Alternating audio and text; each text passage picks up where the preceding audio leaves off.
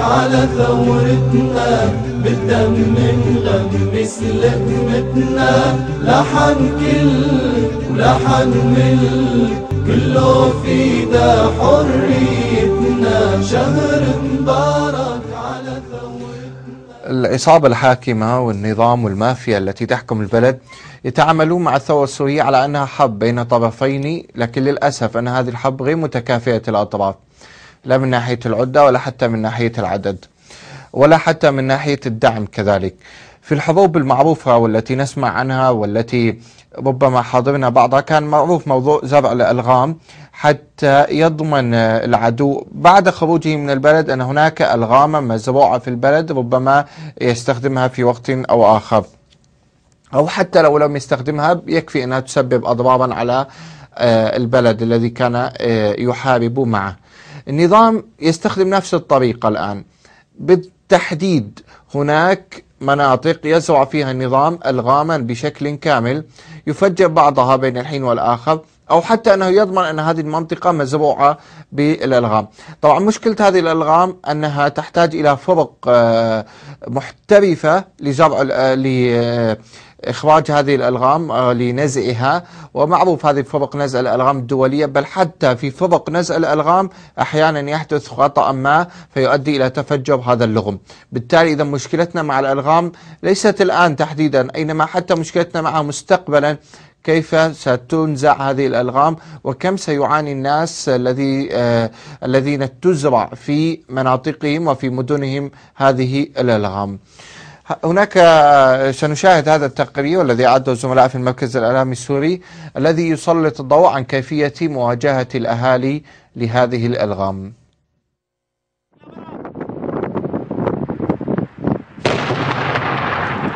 هذه ليست حدود سوريا مع إسرائيل ولا أراضٍ متنازع عليها، ولم تكن يوما من مزارع شبعة أو جنوب لبنان.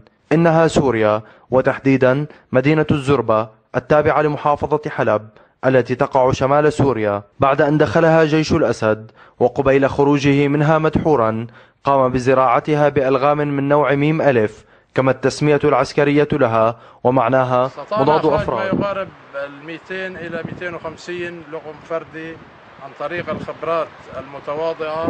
ليتفاجأ أهل هذه المدينة بعد عودتهم إلى منازلهم بهدايا بشار الأسد لهم، وتتساقط الأجساد وتفقد الأطراف دون تمييز بين صغير أو كبير، بين رجل أو طفل أو امرأة. أنا كنا نازحين على غير ضيعة، جيت على هيك قلت بدي أفوت على البيت أطالع هيك شيء قراب من البيت، فتت أنا وابني طالع هيك قراب، ما شفت إلا إجري إجت على اللغم، دست على اللغم، الله جاب حاطينه قدام الدار، سحبت رجلي هي اليمنى لسه ما حطيت هيك حطيتها، كانت جسمي كان جوا بالدار، لو واقف فوق اللغم شاني كلياتي. المهم جينا انا وابني اخذوه شان لي بالعربيه، شلت حملني على العربيه، الله بعث لنا واحد ابن حلال اخذني على المشفى، سعفوني المهم وسووا لي عمليه برجلي، وهلا صار لي شيء تقريبا 3 شهور ونص.